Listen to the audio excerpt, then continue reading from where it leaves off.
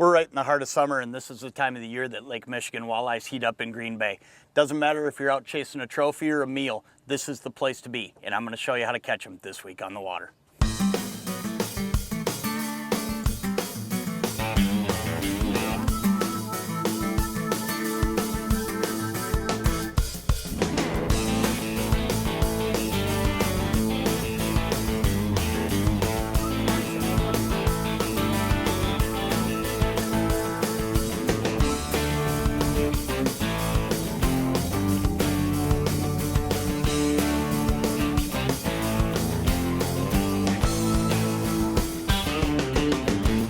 There he is, yep. The presentations that we use with spinners out here on the Great Lakes, it's different than last week where we were pulling over those weeds. Here, these fish are suspended. And what you gotta do, go back for that board, let's keep this fish on. What you gotta do, I got another one on the outside here. You can see he's actually buried that board. So what I'm gonna do is I'm gonna try to get this fish in, and then we're gonna get to that one, and I'm thinking that one's even a bigger fish. This walleye. This is when you know you're in a pile of fish here. But what's going on is we're in a totally different situation than last week. We're fishing suspended fish, and that's why I'm using planer boards and put my spinners out to the side. Let's see if we can get this guy on here too. I got him too. Now how cool is that?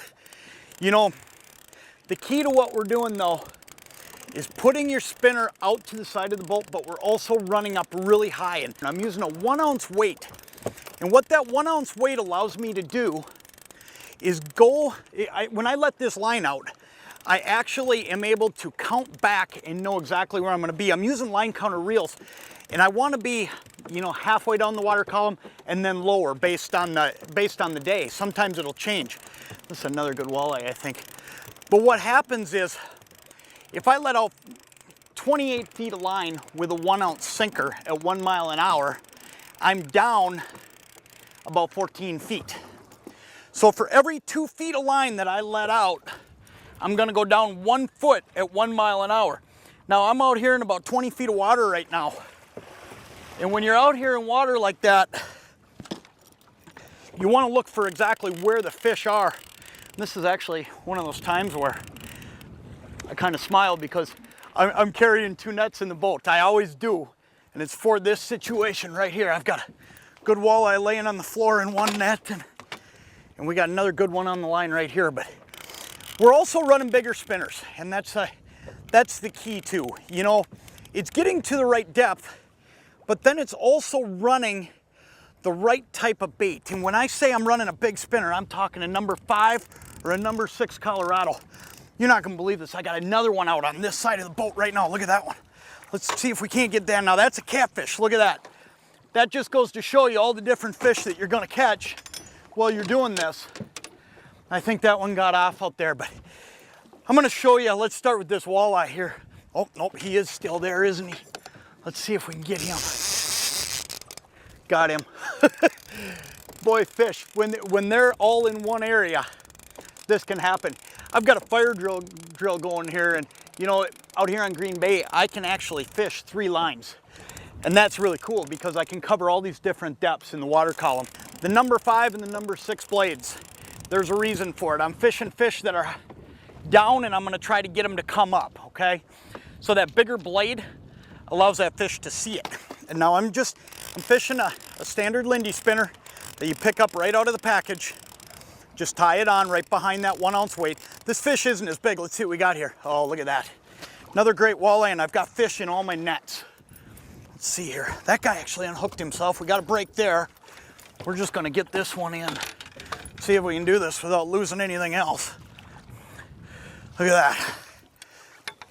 Now, I don't know that I can tell you of a place across the Midwest that you can go at this time of year and do what we just did. I just rolled through a pile of fish. I had all 3 rods go off. Look at that walleye. That's a dynamite fish right there. But I got one laying on the floor here. Let me show you this one. Both of these are good eaters for the area I'm fishing here. You know, Green Bay is known for big fish, but both of those fish came on that pass. And like I say, there's a catfish hanging over the other side. Look at my lines all tangled up there. That's when you know you're catching fish snap.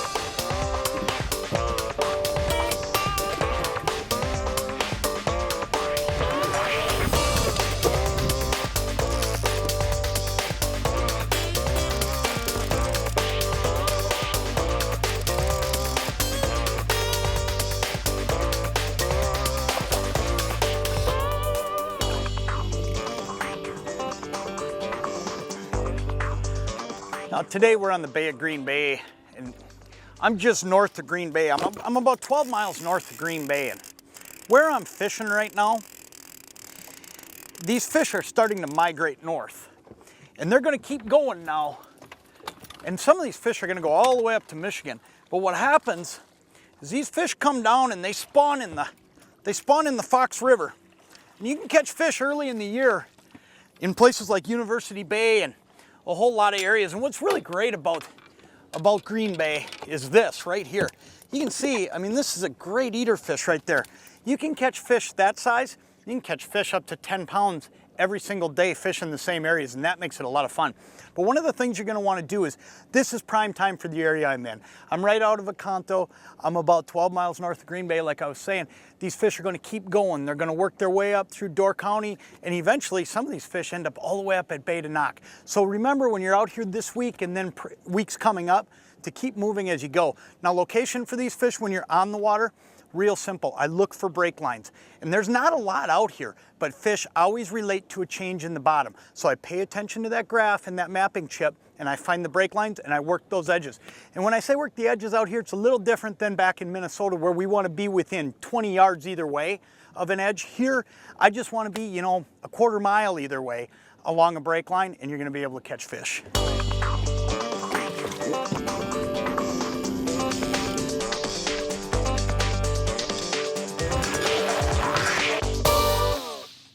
This week just looks like a great week to be on the water.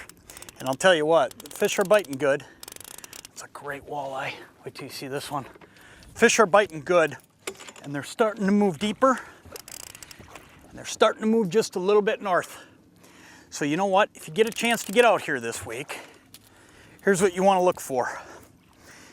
Ooh, he's barely hooked. Let's get him in here. Here's what you want to look for. You want to look for fish on your graph that are a little bit up. But if you can't see them and you see fish on the bottom, that doesn't mean there's not walleyes here, okay? Usually those fish on the bottom, they're the sheephead and the catfish. The walleyes will be just above them feeding. So if you get a chance to get out here this week, do a little bit of driving around. I think these fish are gonna stay pretty close to where I'm fishing right now. There's no real reason for them to move right now. Look at that fish. That's a fun walleye to catch right there. But you know, I don't see a whole lot of reason for anything to change this week. The weather looks stable. It's gonna stay hot. You know, if we get some storms, here is one tip. If we do get some storms come through, and with hot weather, you never know when they're gonna hit. But if we get that, all these fish will do is go down toward the bottom a little bit more, and you'll drop your baits a little bit lower and catch them. Right now, I'm catching them 10 feet off the bottom, okay? So, you know, come out here, do what we've done today, and it's gonna be pretty easy to catch fish this week because there's not a lot of changes on our horizon. I'm gonna let that guy go because we've got some great fish for dinner. I'll tell you what, you can come out here, you can catch big ones, you can catch eater fish, doesn't matter. Green Bay is a great place to fish in July, and this week's gonna be another good one.